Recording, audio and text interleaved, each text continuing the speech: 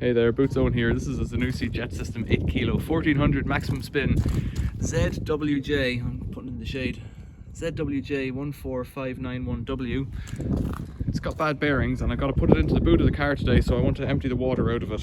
So if you need to check the filter on a machine like this is how you do it. Down here at the bottom, it's got this useful tap feature, so you can pull that in and pull that out and water should drain out just like that. Once all this water has drained out, and if you're doing it inside, you want to do it onto a towel or a tray or something. Once all the water's drained out, we can open this little, I don't know what you call it, filter thing here. So I can just grab it with my hand normally and close it again. Because I'm outside, I don't really care if the water goes everywhere.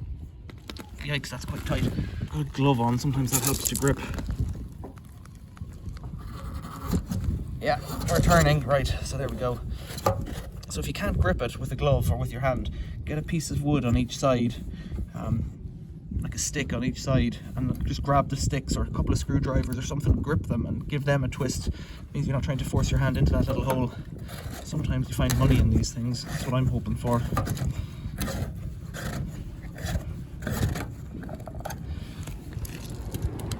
Let's pull it out. There's some nails in there, some fluff.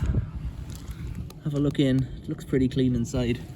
It's got a couple of nails, a grub screw from something, a little black thing.